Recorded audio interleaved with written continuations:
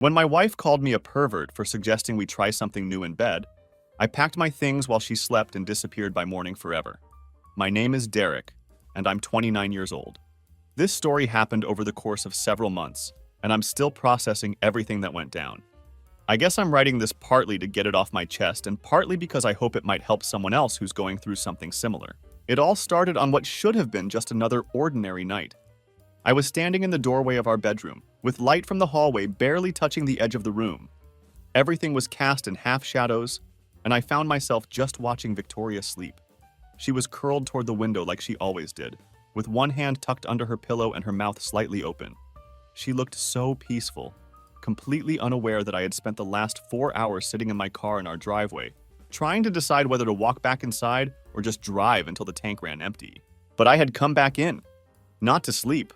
I knew I wouldn't be able to rest, but just to look at her one more time before everything shattered. Because deep down, I already knew that everything was about to fall apart. There had been no storm between us, no shouting matches, no dramatic scenes that you see in movies. That would have been too easy, too honest. What had happened between Victoria and me was much quieter and colder, like a slow leak in a tire. You don't notice it until you're stranded somewhere, miles from where you thought you were headed. I couldn't say exactly when I started feeling like a stranger in my own home. Maybe it was the night she started sleeping with her phone under her pillow, or when she suddenly changed her passcode and told me it was because of work security requirements. Victoria works in graphic design. She makes logos for tech startups. Nobody is trying to hack her computer for startup branding campaigns. Or maybe it was the way she stopped asking me about my day. It used to be so different between us. I would come home from work, and she would meet me at the door with this sleepy smile, still wearing her favorite hoodie with her hair pulled up in a messy bun. She'd hold out a spoon and say, "Here, try this. It's awful." And we'd laugh about whatever cooking experiment had gone wrong that day. Now, when I came home, she had already eaten dinner. She was already in bed by the time I walked through the door. The stove was cold, and her voice was even colder when she bothered to acknowledge me at all. And God, I had been patient. I told myself she was just tired, maybe stressed from work, possibly even dealing with some depression. I offered to take her on trips to places we used to love. I suggested we try couples therapy. I bought her favorite wine and downloaded that ridiculous show we used to binge watch together on lazy Sunday afternoons. But each time I tried to reconnect, I got less of her in return. Fewer answers, less physical touch, and definitely less honesty. Then came the little mistakes that would change everything. One day, Victoria left her laptop open when she went to take a shower. There was nothing particularly suspicious about it. Just her Google Chrome browser, still running with multiple tabs open. I wasn't actively looking for anything incriminating, but as I walked past her desk, I saw a name in one of her tabs that made me stop cold. Brandon Google Drive. Something in my gut told me to click on it, even though I knew I probably shouldn't. Inside was a shared folder between Victoria and this Brandon person, and it was full of things that made my stomach drop instantly. There were poems, personal notes, and audio messages. Intimate content that clearly wasn't meant for me to see. Stuff that felt more personal and revealing than anything she had shared with me in months. He called her Vic in these messages. I hadn't heard anyone call her by that nickname in years. Not even me. She had sent him photos too, and while they weren't dirty or revealing in an obvious way, they were somehow more intimate than anything she had shared with me recently. There was a picture of her smiling at some coffee shop I had never been to, another of her with her feet up on a car dashboard, and one of her wearing that blue sweater she always claimed made her look tired. But in these photos for Brandon, she looked completely alive and radiant. I didn't say anything to her that night. I couldn't find the words, and honestly, I wasn't sure I could trust myself to have a rational conversation about what I had discovered. Instead, I lay in bed beside her, staring at the ceiling and wondering how I had missed all the signs of our relationship decaying. How long had I been holding on to a woman who had already emotionally let go of me? The next morning, I decided to act as normal as possible while I processed what I had learned. I made Victoria breakfast, pancakes with fresh blueberries, the way she used to love them. She ate like nothing was wrong between us, kissed my cheek before she left for work, and said, "You're sweet, babe." Like those words still carried the same meaning they once did. Like I wasn't drowning emotionally just 2 feet away from her seemingly genuine smile. So I decided to watch and wait, hoping I was wrong about what I had seen. A few nights later, Victoria came home late from work.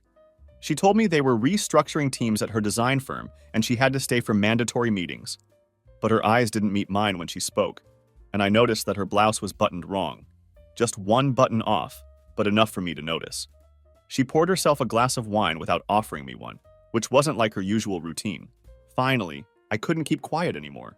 "You've been different lately," I said, trying to keep my voice calm and non-accusatory. She just shrugged dismissively.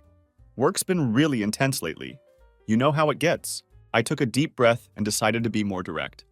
"You smell like him," I said quietly, almost in a whisper. I'll never forget the way she looked at me in that moment.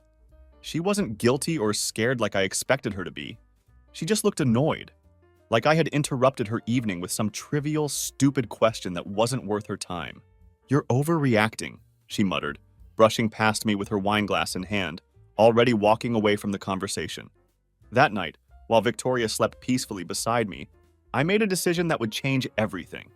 I packed my belongings quietly and methodically.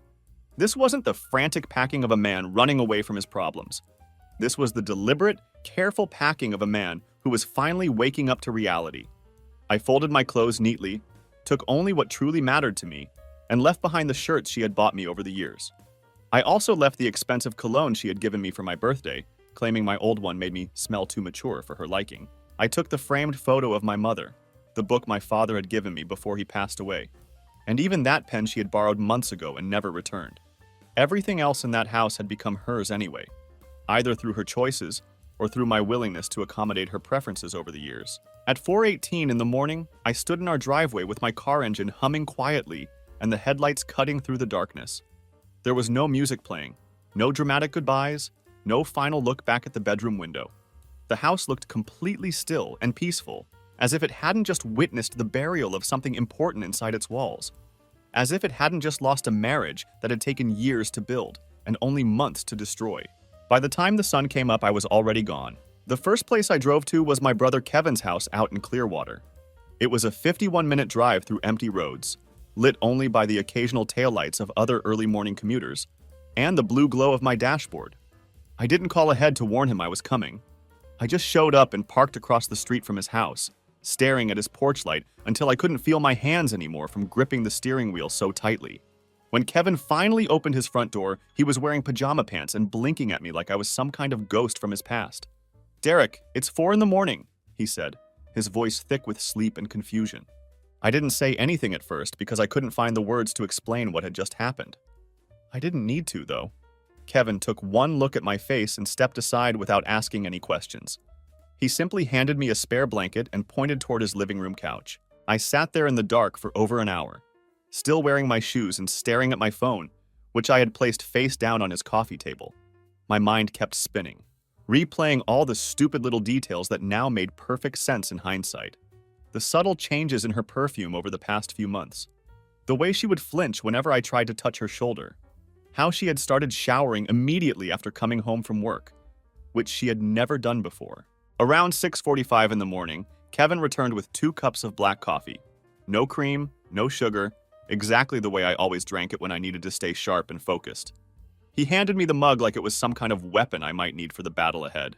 "What happened?" he asked, settling into the chair across from me. I stared down into the dark coffee and finally said the words out loud. "She's seeing someone else. I found their messages, their pictures, whole conversations between them. Even poems." Kevin swore under his breath. "Victoria, are you sure?" I nodded.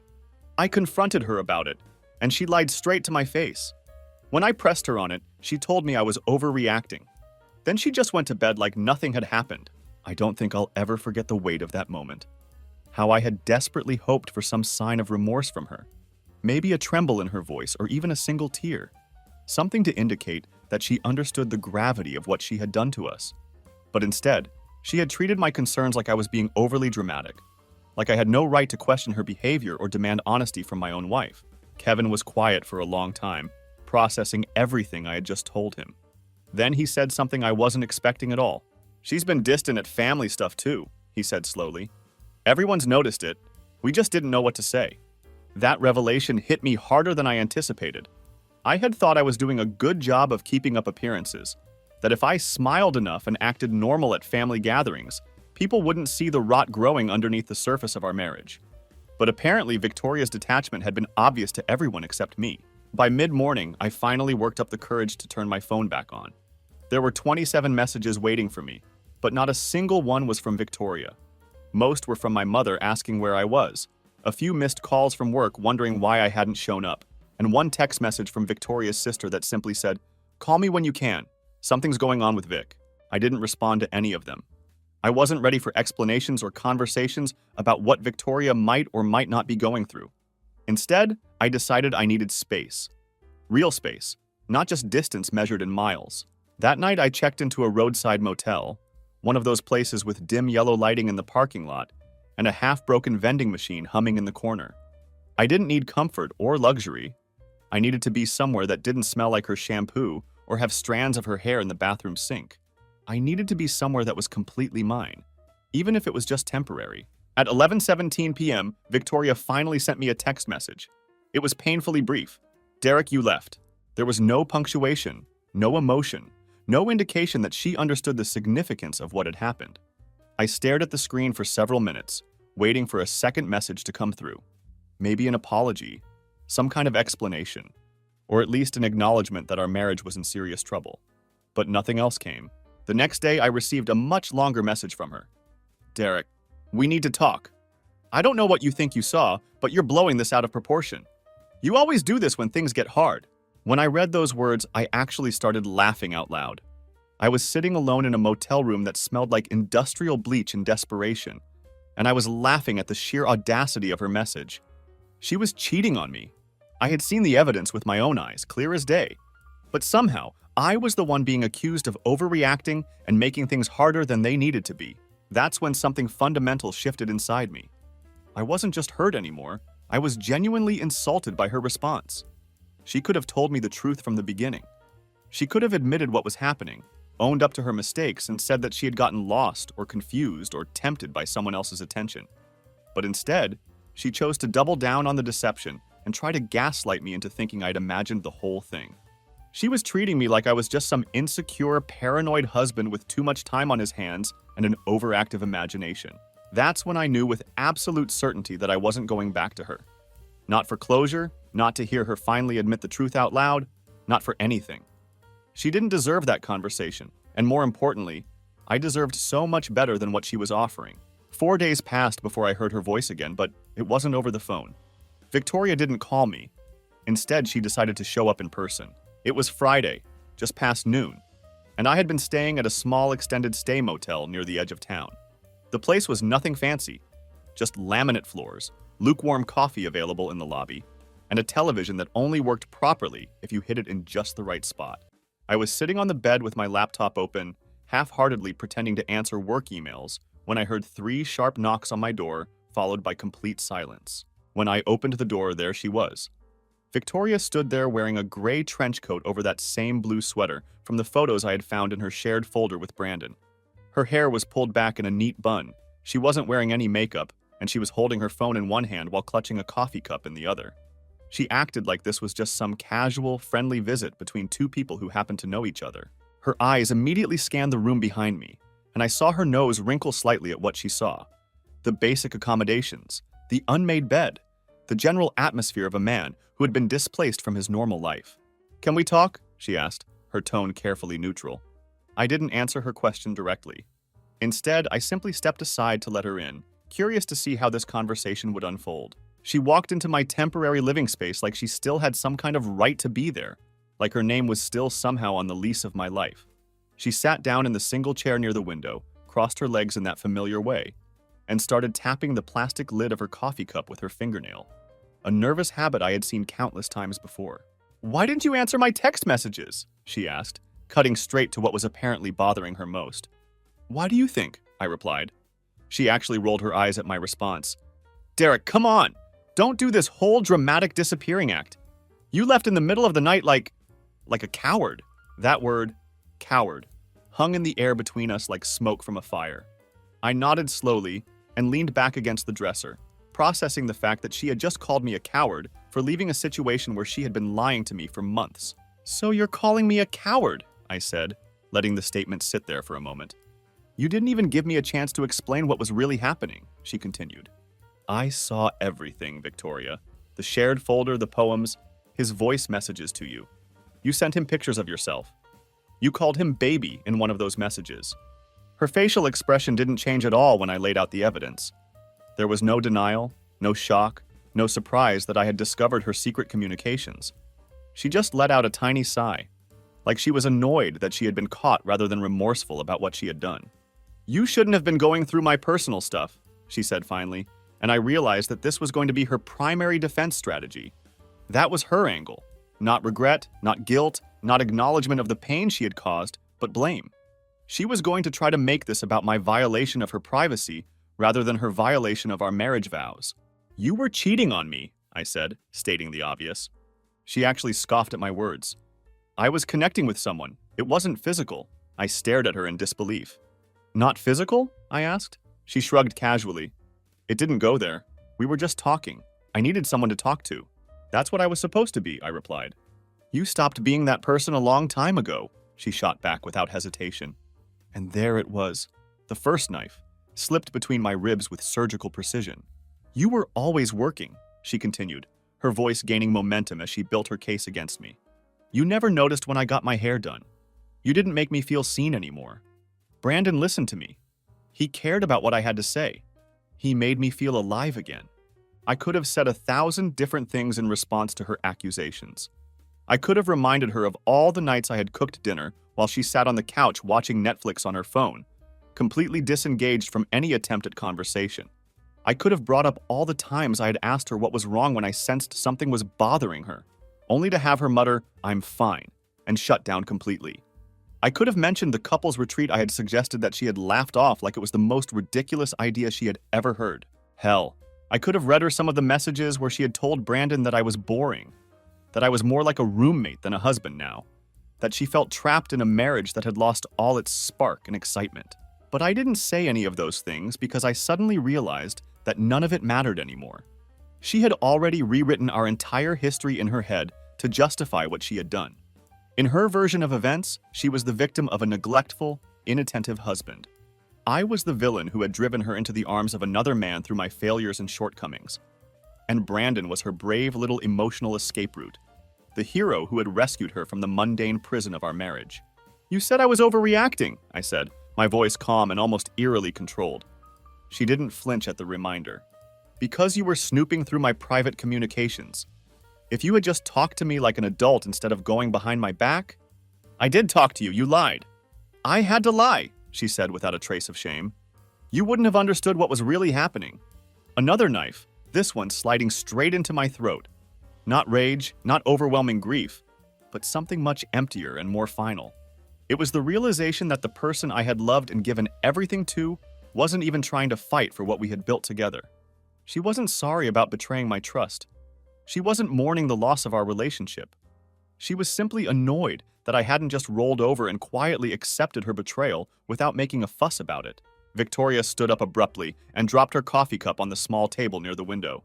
"I'm staying at my sister's place for now," she announced, as if this was just a temporary inconvenience that would sort itself out eventually. "You can come back to the house if you want. Just let me know what you're planning to do about all this."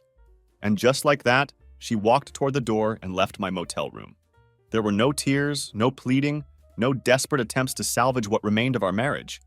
She just slammed the door behind her like she was running late for a brunch appointment with friends. I stood there for a long time afterward, watching the cheap curtains sway gently from the gust of air that had rushed in when she opened the door. Then I sat down heavily on the bed, pulled the plastic lid off the coffee she had brought me, and dumped the entire contents into the small trash can beside the dresser. I wasn't going to drink her peace offering, and I sure as hell wasn't going to pretend that her visit had accomplished anything other than confirming what I already knew. I didn't go back to our house. For 3 weeks, I kept my distance from everything that reminded me of the life we had shared. No text messages, no phone calls, no drive-bys to see if her car was in the driveway. Nothing. I let the silence grow heavy and thick, filling every corner of her life like smoke lingering after a fire. She had wanted space to figure things out. She could have all the space in the world. But I wasn't just sitting around doing nothing during those 3 weeks. I was planning my next moves carefully and deliberately. You see, when Victoria had left my motel room with her smug indifference and her paper cup peace offering, something had crystallized in my mind with perfect clarity. This wasn't a misunderstanding that could be worked through with better communication. This wasn't a mistake that she had made in a moment of weakness or confusion. She had been done with me long before I ever packed that suitcase and drove away in the middle of the night. I was just the last person to realize what had been happening right in front of me. So I started peeling my life away from hers, piece by piece, with the methodical precision of someone who had finally accepted reality. I called my friend Marcus, who works in real estate, and told him I needed a place to live as quickly as possible. Nothing too expensive, but somewhere clean, quiet, and completely mine. He found me a small 3-bedroom unit in a duplex across town. It didn't have a yard, but it did have a decent front porch and hardwood floors that creaked authentically when you walked across them. The kind of honest sound that felt like truth after months of navigating carefully around lies. When the landlord asked if I was married, I looked him straight in the eye and said, "Not anymore." While I was moving my belongings into my new place, I realized just how much of what I owned had been bought specifically for us, for our shared life together, chosen according to her tastes and preferences rather than mine. That decorative vase sitting on our coffee table? She had picked it out during a weekend shopping trip. The throw blanket we kept on the couch? Entirely her choice. Even the coffee table itself was something she had dragged me into buying after one of her brunches with friends, insisting that our old one didn't match the aesthetic she was trying to create. So I made the decision to leave most of those things behind. I was starting completely fresh, building a life that reflected who I actually was rather than who I had become in order to accommodate someone else's vision of domestic happiness. My new place started out pretty sparse. Just a mattress on the floor, one simple lamp, and a couch I found on Craigslist that smelled pleasantly of vanilla and wood polish. For the first time in months, the silence in my living space didn't feel like rejection or punishment. It felt like control, like peace, like the sound of my own life finally belonging to me again. That's when Victoria started texting me again, but her approach was completely different this time. She began with short, business-like messages that treated me like a roommate who had moved out without proper notice. "Derek, status," she would text.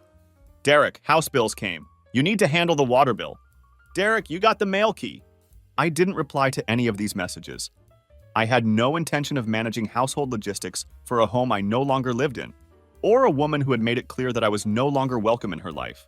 When I continued to ignore her practical demands, she switched tactics entirely and started sending more emotionally manipulative messages. "Derek, you ghosting me now? That's really mature." "Derek, we were married. We had a whole life together. You don't get to just walk away like nothing ever happened between us." "Derek, I made one mistake. You're acting like I burned down the whole world." That last message hit differently than the others, because she had burned down our world. She had taken everything we had built together over the course of years and set it on fire, then had the audacity to act surprised when I refused to stand around warming my hands by the flames. But the real shift in her messaging strategy came when Brandon's name started slipping into her texts, revealing just how much he was still very much part of the picture. "Derek, he wasn't supposed to mean anything to me." "Okay, it just happened. But he's not part of this situation between you and me. Don't make this whole thing about him." That single message told me everything I needed to know. He was absolutely still part of this situation. He was still in her life, still receiving her attention, still playing the role of her emotional confidant and romantic escape route. All of her previous claims about their relationship being just talking and not physical were clearly just more lies designed to minimize the scope of her betrayal. I didn't want additional proof of what was happening, but it found me anyway. One morning, I stopped by our old house because I needed to grab a few important documents from the filing cabinet in our home office: my passport, birth certificate, and other paperwork that I had forgotten in my rush to leave. I still had a key, and Victoria hadn't bothered to change the locks. I parked down the block and walked quietly up the driveway, planning to get in and out as quickly as possible. But I paused when I saw an unfamiliar car parked in our driveway, a silver Honda Civic with a cracked rear taillight. It was the same car I had seen in some of Victoria's photos, the same one mentioned in her text conversations. Brandon's car. It was 9:45 a.m. on a Wednesday morning, and there he was, parked in the driveway of the home Victoria and I had shared for years. So much for their relationship being purely emotional and not physical. I didn't go inside the house. I didn't knock on the door or create some dramatic confrontation scene. I simply turned around, walked back to my car, and sat there with my hands gripping the steering wheel so tightly that my knuckles turned white and my jaw ached from clenching my teeth. And then, unexpectedly, I started laughing. Not because the situation was funny, or because I had somehow made peace with what I was seeing. I laughed because I finally understood with crystal clarity that Victoria had already moved on from our marriage, probably months ago. Long before she ever told me I was overreacting. Long before I packed that suitcase and left in the middle of the night. While I had been making dinner for us, mowing our lawn, and planning what I thought would be our anniversary celebration, she had already been living somewhere else emotionally with someone else entirely. And still, even after all of that deception, she had the nerve to call what she did a mistake and act like I was being unreasonable for not wanting to work through it. I drove back to my new place, my actual home now, not the house we had shared, and I started making a list. But this wasn't a list of everything I had lost or all the ways Victoria had hurt me. Instead, I wrote down everything I was going to rebuild without her influence, everything I wanted to reclaim about myself that I had somehow lost during the slow decay of our relationship. The next time Victoria called, I actually picked up the phone. I didn't answer because I wanted to hear her voice, or because some part of me was still hoping we could work things out. That part of me had started dying weeks ago and was nearly gone by now. I answered because I was tired of the constant buzzing of unanswered messages. Tired of the fake victimhood she kept throwing into the void like confetti at a celebration I wasn't invited to. I wanted to look this situation directly in the face. Whatever twisted version of herself she had become during this whole ordeal. I needed to hear it straight from her mouth, one final time. "Derek," she said, the second I answered, not bothering with a hello or giving me a chance to speak first. My name came out tight and sharp, like it had been caught in her throat for too long. I wasn't going to answer, I told her honestly. "You've made it pretty clear how you feel about me. So what do you want now?" "I want to talk like adults," she replied. "I want us to figure this whole situation out. We have a house together, shared bank accounts, mutual friends. We built an entire life together. You don't get to just disappear and take some kind of moral high ground here." I almost laughed again at her words. "You think this is about taking the moral high ground?" She didn't respond to that question directly. Instead, she just exhaled long and loud into the phone. I could picture her perfectly, probably pacing around the kitchen barefoot with her nails freshly painted, biting the side of her thumb like she always did when she was annoyed and pretending to be the injured party. "I didn't plan any of this, Derek," she said, her voice taking on that familiar tone she used when she wanted me to feel sorry for her. "It just happened." "No, Victoria, it didn't just happen," I replied firmly. "You made it happen over time, choice by choice, lie by lie." "You weren't there for me," she shot back, immediately switching to offense. "It's true, and you know it. You were completely checked out. You were married to your job instead of me. You never really looked at me anymore, never touched me unless I specifically asked you to. You made me feel completely invisible." That word, invisible, hit me like a physical slap. Not because it wasn't partially true, but because it was. I had checked out sometimes. Work had gotten stressful and overwhelming. Life had gotten heavy and complicated. And yes, maybe I had stopped showing up for her in some of the ways she needed me to, but I didn't lie to her about it. I didn't find someone else to fill the gaps. I didn't create an elaborate deception and then gaslight her when she discovered it. I stayed in our marriage and tried to work through the problems, even when it was difficult. She didn't. "Victoria," I said slowly and deliberately, "you could have said something to me about feeling invisible. You could have told me the truth about what you were feeling instead of going behind my back." "I was scared," she said, but it sounded hollow and rehearsed. "No, you were selfish," I replied. There was a long silence on the other end of the line. Then I felt the shift happen. I could sense it even through the phone connection. "You always do this," she snapped, her voice suddenly sharp with frustration. "You twist everything around to make it seem like you're the noble one in this situation. Like you're some kind of tragic hero, and I'm automatically the villain. Do you have any idea how exhausting that is to deal with? Not as exhausting as being married to someone who looks you directly in the eyes and lies while they're falling in love with someone else," I replied calmly.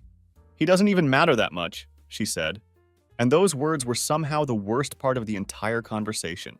The way she tossed that sentence out so casually, like it was supposed to reassure me or minimize the damage she had done. Like the fact that Brandon supposedly didn't mean much to her should somehow make me feel better about her betrayal. So I said it flat and final. "I'm filing for divorce next week." There was a long pause and then, "What?" "Divorce. I already met with a lawyer. The paperwork is halfway done." No, you don't get to make that decision without," she started, her voice rising with panic. "I'm not asking for your permission," I interrupted. Her voice broke then, just slightly. I could hear her pacing more frantically now, breathing faster, and I could sense that her confident facade was starting to tremble around the edges. "This is completely insane," she said. "We've been together for almost 7 years. You're just going to throw all of that away?" "You already threw it away, Victoria," I told her. "I'm just cleaning up the mess you made." Another silence, and then her voice came back softer, more vulnerable. "You really won't even try to work this out?" "I tried every single day until the day you stopped choosing me," I said. She hung up without saying goodbye. I sat there afterward with my phone still warm in my hand, but my pulse was steady for the first time in weeks. That was the exact moment I knew I had turned a corner in this whole situation. I wasn't healed yet, and I definitely wasn't completely okay, but I was finally awake. I was done chasing after a version of love that only existed in my memory. I was done fighting for someone who had never really fought for me. The days that followed were strange and disorienting. Not quiet exactly, but hollow. Like the world kept making all its normal noise, but none of it meant anything significant anymore. The sun still rose every morning. Work emails still piled up in my inbox, and traffic still crawled at that same infuriating pace near Harbor Boulevard. But for me, everything felt muted and distant, like I was experiencing life through thick glass. I kept expecting grief to come crashing through my emotional defenses at any moment. Some massive wave of devastation that would finally take me out completely. I felt like I was standing too close to the edge of something I had never really understood. But that overwhelming breakdown never came the way I thought it would. There were no midnight crying sessions, no sad songs playing on repeat, no dramatic moments of throwing things across the room in anger. There was just this slow, dull ache in my chest that reminded me constantly that I had been cheated out of more than just loyalty and faithfulness.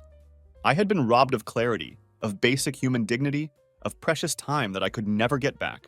And yet somehow, despite everything, I continued to function normally. I signed the lease extension on my apartment, officially transferred all the utilities out of my name at our old house, canceled the streaming services we had shared, and even deleted the folder on my computer that was labeled Our Wedding Photos. It was a strange kind of liberation, erasing the digital version of a life that had already ended in reality long before I realized it was over. But not everything could be deleted as easily as computer files. One evening, I ran into Victoria's friend Sophie at the grocery store while I was wandering somewhat aimlessly through the frozen vegetables section. She saw me standing there and nearly dropped her shopping basket in surprise. "Derek," she said cautiously, like she wasn't sure whether she should approach me or pretend she hadn't seen me at all. "Hey, Sophie," I replied.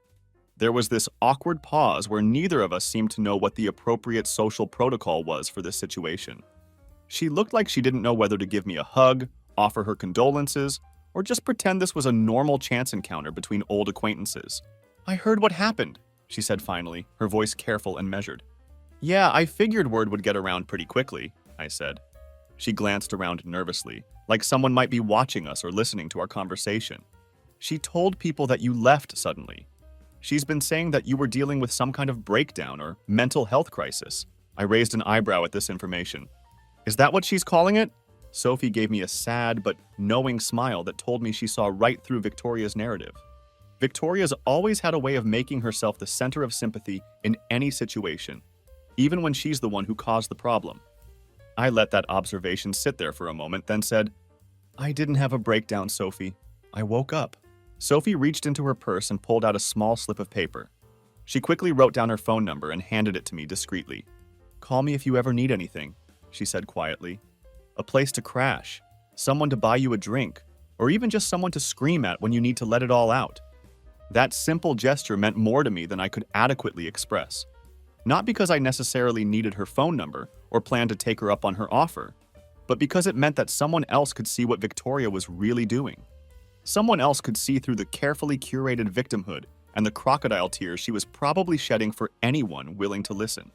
On the drive home from the grocery store, I received another text from Victoria. "Derek, I saw your brother today. He barely looked at me. Are you turning everyone against me now?" Then another. "Derek, I never meant to hurt you. You know that, right?" And finally, "Derek, we could still fix this if you'd just come home. Just talk to me like we used to, please." It was the first time she had used the word please since this entire nightmare began. I stared at the screen for a while with my thumb hovering over the keyboard, considering how to respond. Then I typed back, "You had 100 chances to talk. You chose secrets every time. I hit send and then immediately blocked her number. I didn't do it out of anger, though that part of me had become exhausted and worn out. I didn't do it out of some desire for vengeance either. I had no use for revenge at this point. I blocked her because I realized something important that night while sitting in my car in the grocery store parking lot. You don't rebuild your life with someone who was willing to burn it down and then stand there watching you choke on the smoke. That wasn't love, no matter how she tried to frame it or justify it. That was survival disguised as romance, selfishness masquerading as connection. And I was done merely surviving the situation. It was finally time to start actually living again. By the time our divorce papers were finalized, the weather had changed completely. It was much colder now, with that particular kind of early December chill where the sky stays gray all day and even the coffee shops start playing quieter, more subdued music. I had picked a morning appointment at the courthouse, figuring it would be easier to walk in and walk out before the day really got started. And I had too much time to think about what was happening. Victoria showed up 7 minutes late as if she were doing me some kind of favor just by bothering to appear at all. She wore all black, not in mourning for what we had lost, but more like she was wearing armor to protect herself from having to feel anything real. Black coat, black turtleneck, and large sunglasses that she kept on even though we were indoors. Her lips were pursed in that particular way that meant she was chewing on something bitter, probably rehearsing complaints in her head that she planned to voice later. We sat on opposite sides of the waiting room, and neither of us spoke. She didn't look directly at me until the clerk called our names to proceed. Even then, it was just a brief flick of her eyes in my direction. More annoyance than genuine pain. It was like I had become a canceled subscription that she had to manually close out, just another administrative task on her to-do list. Inside the mediation room, the whole process was surprisingly quick and straightforward. We didn't own much that was worth fighting over anyway. No children, no pets, no shared business ventures. No property that couldn't be divided with a few signatures and some simple paperwork. But even in that small, sterile room with its fluorescent lighting and generic office furniture, Victoria tried to control the narrative one last time. "I don't know why we're rushing through this," she told the mediator, completely ignoring my presence. "He just left without having a real conversation about what was happening between us." I turned to look at her slowly and calmly. "I had that conversation the night I asked if you were cheating on me. You chose to lie to my face. That was your part of the dialogue." She looked down at her hands, not out of guilt or shame, but like someone who had been cornered and was looking for another escape route. "Let's just get this done," she mumbled. The entire legal dissolution of our marriage took less than an hour. Signatures, official stamps, a brief handshake from the mediator to acknowledge that everything was complete. And then, the thing that was once us. The relationship we had built carefully over years, the shared dreams and plans and daily routines, collapsed into nothing more than a line item in a court file. We walked out of the building together, side by side but not speaking, like two strangers who happened to be leaving the same appointment. The parking lot wind cut between us like a blade, sharp and cold. Just before she reached her car, Victoria stopped walking. She didn't turn around to face me, but she spoke quietly. "I just want to know one thing," she said. "Was there ever a part of you that wanted to fix this? That wanted to try to save what we had?" I took a deep breath and stepped up beside her so we were standing next to each other. "There was a part of me," I said carefully, "but that was the version of me that still believed you were the same person I married." She nodded once, and that was it. No dramatic final words, no emotional breakdown, no last-minute attempt to change my mind. She simply got in her car and drove away without looking back. No wave, no second glance, just the sound of her tires against the wet pavement and a vanishing shadow in my rearview mirror. I sat in my own car for a long time afterward, just watching people come and go from the courthouse steps. Some were clearly celebrating with joy, others were leaving with tears streaming down their faces, and some, like me, seemed to have nothing left to feel at all. And I realized something important while I sat there. I wasn't mourning Victoria anymore. I was mourning the old version of myself, the man who had tolerated being ignored and dismissed, who had twisted himself into uncomfortable shapes to avoid conflict, who had explained away someone else's cruelty for the sake of keeping peace. The man who had waited patiently to be chosen instead of demanding to be respected. That version of Derek was gone now, and the man who remained in his place was ready to rebuild his life brick by careful brick. This time, I wouldn't pretend that betrayal was just a misunderstanding. I wouldn't call a liar complicated or make excuses for someone who had chosen deception over honesty. And I sure as hell wouldn't spend my time waiting around for someone else to decide whether I was worth their attention and loyalty. I drove home that day in complete silence, not to grieve or sulk or feel sorry for myself, but to start over entirely on my own terms.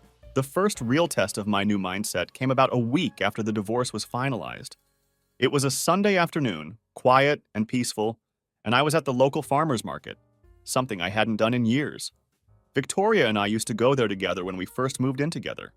She loved picking out overpriced artisan cheese and pretending we were the kind of sophisticated couple who drank wine on balconies while discussing art and literature. But somewhere along the way, she had stopped wanting to come with me, and eventually I had stopped going altogether.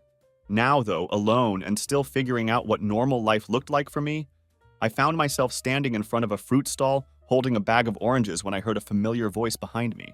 "I didn't think you'd still shop here." I turned around and there was Victoria again. She looked different this time. Her hair was pulled back in a loose, casual ponytail. She wasn't wearing any makeup, and she had a canvas tote bag slung over her shoulder. She was wearing the same hoodie I had once lent her during a trip we took to Colorado, the one she had said made her feel safe and comfortable. Seeing her in my old clothes felt like watching a stranger wear something that had once belonged to me. Familiar, but fundamentally wrong. "I do a lot of things now," I said simply. She stepped forward, moving closer with a casualness that felt forced, like we were just two old friends catching up after not seeing each other for a while. "I didn't know if I should say hi or not," she said. "You just did," I replied. Her smile faltered just slightly at my response. "You look okay," she observed, like she was surprised by this fact. "I am okay," I told her. There was another beat of silence, and then she said something that felt like she was testing me. "I ran into Brandon the other day. He told me he's moving away. Said he needed space from everything that happened." I didn't answer because honestly, I didn't care what Brandon was doing or where he was going. His presence or absence in Victoria's life was no longer my concern. "I thought maybe you'd want to talk," she continued, filling the silence I had left hanging between us. I don't know. Maybe we could get some closure or something." I looked at her then, really looked at her carefully for the first time since she had approached me. What I saw wasn't the villain I had been carrying around in my head for months, and it wasn't even the woman who had betrayed me and gaslit me about it afterward. What I saw was someone who seemed hollow and directionless, still spinning her wheels, still trying to control a story that she no longer had any real hand in writing. "I already got my closure," I said. She blinked in confusion. "From what?" "From finally realizing that love isn't supposed to make you feel like a ghost," I replied. That statement stopped her completely. She shifted her weight from one foot to the other, looked away from my face, and tugged at the sleeve of my old hoodie like it didn't fit quite right anymore, and she was uncomfortable wearing it. "I wasn't trying to make you feel invisible," she said quietly, her voice smaller than it had been a moment before. "But you did," I replied matter-of-factly. "Every single day until the day I finally left." She opened her mouth like she had more to say. Maybe a new excuse she had prepared. Maybe some memory she thought might soften my resolve. Maybe some different version of events that would make her look less culpable. But then she stopped herself, closing her mouth without saying anything. I think she finally realized that there was no opening left for her to slip through. No cracks in my resolve that she could exploit. No alternate ending where we would hug in a grocery store aisle and somehow rewrite everything that had happened between us. That chapter of our story was sealed shut, and I was no longer a character standing around in her narrative, waiting for her to decide what happened next. "I should go," she said finally. "Take care, Victoria," I said. I watched her walk away, disappearing back into the crowd of people browsing booths and vendors. She was swallowed up by the sounds of conversations and the smells of cinnamon bread and fresh coffee, becoming just another face I used to know instead of someone who had once been the center of my entire world. And for the first time in a very long time, I didn't feel lost when I watched her leave. I felt free. It's strange how freedom doesn't arrive all at once like some dramatic revelation. Instead, it comes in small pieces over time. You wake up one morning and realize that the constant tightness in your chest is finally gone. Not because everything in your life is suddenly perfect, but because you're finally breathing without waiting for another person to decide whether you deserve air. You walk into your apartment and it doesn't feel temporary or like you're just camping out until your real life resumes. It feels like home, like a place that actually belongs to you. You cook dinner not because it's part of some routine you're supposed to follow, but because you're genuinely hungry and you finally care enough about yourself to feed yourself properly and thoughtfully. That's how I knew I was really healing. Not from some dramatic movie moment or profound philosophical breakthrough, but from these quiet, everyday victories that nobody else would even notice. I started running again, something I hadn't done in years. It began as just a way to kill time and tire myself out before trying to sleep. But eventually, it became a meaningful ritual. Early mornings on empty streets with no music, no headphones, no distractions. Just the sound of my own breathing and the steady rhythm of my shoes hitting the pavement. I discovered that I actually liked the silence. It didn't accuse me of anything or try to gaslight me. It didn't tell me I was overreacting or being too sensitive. It just let me exist exactly as I was without requiring me to explain or justify myself to anyone. I signed up for a photography class at the local community college and bought a used camera from a pawn shop downtown. I started spending my weekends walking around the city, taking pictures of things that caught my eye for reasons I couldn't always explain. Peeling paint on old buildings, cracked windows that caught the light in interesting ways, kids racing their bikes across sidewalks with pure joy on their faces. There was something deeply therapeutic about capturing these moments that I didn't have to explain or justify to anyone. No one to ask me why I had taken a particular shot. No one to judge whether the angle was right or suggest that I should crop it differently. Just me seeing things again, really seeing them, and feeling something genuine in response. People in my life started to notice the change in me. Kevin began coming over to my place more often, bringing beer and stories about his kids, asking me questions about how I was doing without that careful pity in his voice that I had gotten so tired of hearing from everyone. My mother stopped tiptoeing around my name in conversations with extended family members, no longer treating me like I was made of glass that might shatter if someone mentioned the divorce too directly. Even my boss, who had looked at me nervously in meetings during those dark weeks when I was barely holding it together, started giving me more challenging projects again. He could see that I was coming back to myself, that I was reliable and focused in ways I hadn't been for months. I was coming back, but not to who I had been before Victoria entered my life. That version of Derek was gone forever, and honestly, I didn't want him back. Instead, I was becoming someone sharper, more aware, someone who had learned how to spot emotional erosion before the entire foundation of his life collapsed underneath him. Then last week, something happened that really tested how far I had come. I received an email from Victoria with no subject line and no message in the body. Just a single attachment that I almost deleted without opening. But curiosity got the better of me, so I clicked on it. It was a photograph of the two of us from 4 years ago when we had taken that trip to Maine. We were standing at a lighthouse on a foggy morning, and I was holding her around the waist while she had her hand resting on my chest. We looked stupidly happy in that picture, like two people who couldn't imagine anything ever going wrong between them. Below the photo, she had typed a simple caption. For what it's worth, I did love you.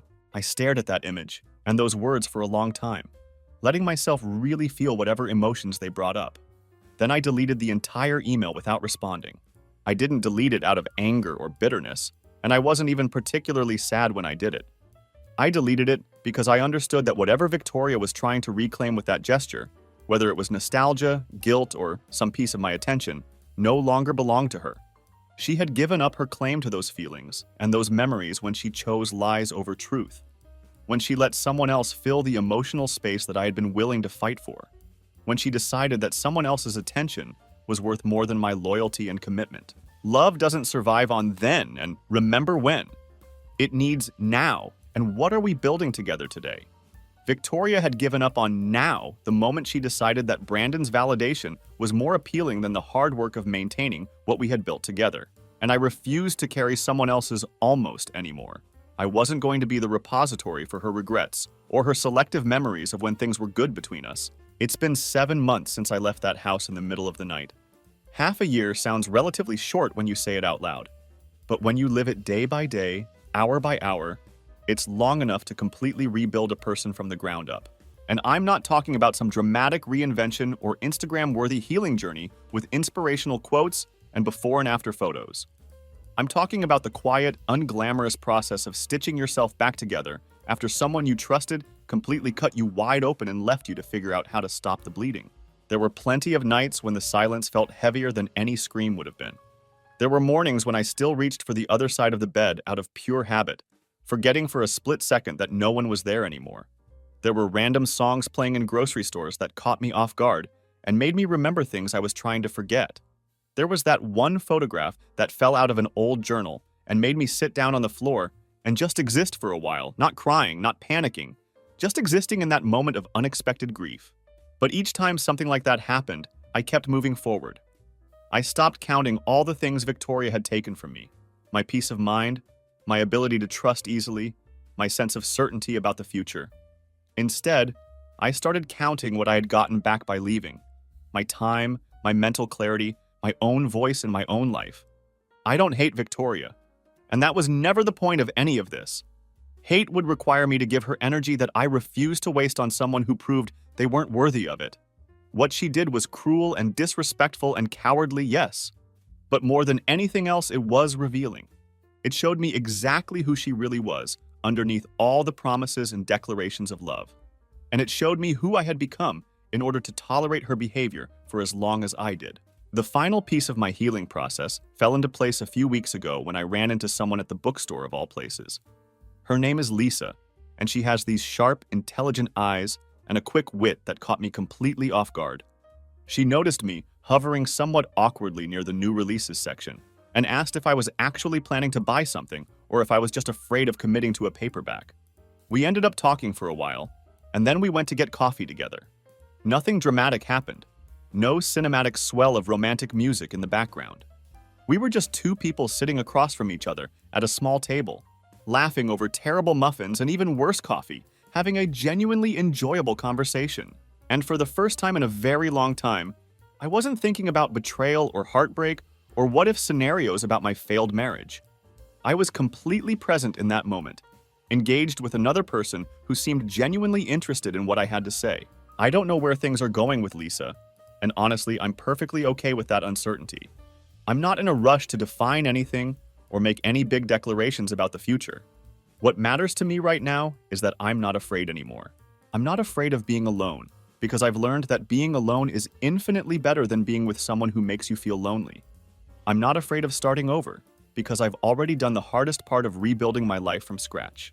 And I'm not afraid of opening myself up to someone new, because I now know the difference between someone who deserves my trust and someone who doesn't. If I could say one thing to anyone who might be reading this story, one thing to someone who is going through the kind of gut-punch betrayal that I experienced, it would be this: don't let their lies become your legacy. You are not defined by the worst thing someone else did to you. You are not diminished by their choices or their inability to value what you offered them. You are not the villain in their revisionist history, where they try to justify their betrayal by painting you as inadequate or neglectful. You are what you choose to do after the betrayal is revealed. You are the version of yourself that kept walking forward, even when everything inside you was begging you to stop and give up.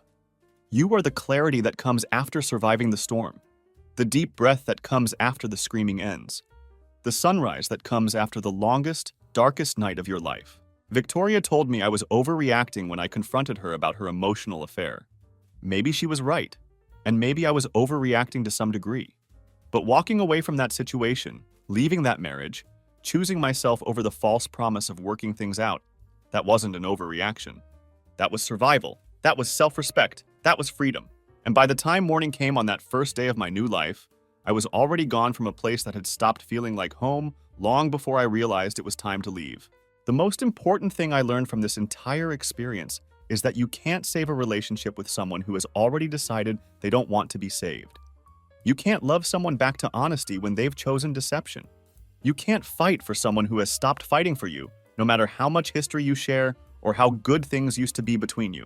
Sometimes the most loving thing you can do, for yourself and even for them, is to walk away and let them live with the consequences of their choices. Sometimes the healthiest response to betrayal is not forgiveness or reconciliation, but boundaries and distance. I spent months trying to understand why Victoria did what she did, trying to figure out where I had gone wrong, or what I could have done differently to prevent her from seeking emotional intimacy elsewhere. But I eventually realized that those questions were keeping me stuck in a victim mentality that wasn't serving my healing process.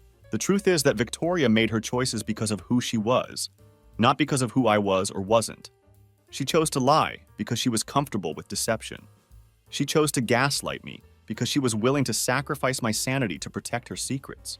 She chose Brandon because she wanted the excitement of something new and forbidden, more than she valued the stability and commitment we had built together. None of those choices had anything to do with my worth as a person or my adequacy as a partner. They were reflections of her character, her priorities, and her willingness to hurt someone who loved her in order to get what she wanted. Understanding that fundamental truth was what finally set me free from the cycle of self-blame and second-guessing that had been keeping me trapped in emotional quicksand for months. Today, I'm grateful for the betrayal in a way that would have seemed impossible 7 months ago. Not because I'm glad it happened, but because it forced me to confront some uncomfortable truths about myself and the relationship I had been trying so desperately to save. I'm grateful because it taught me that I'm stronger than I thought I was. I'm grateful because it showed me what I will and won't tolerate in future relationships. And I'm grateful because it led me to a version of myself that I actually like and respect. Someone who knows his worth and isn't afraid to walk away from people who don't recognize it.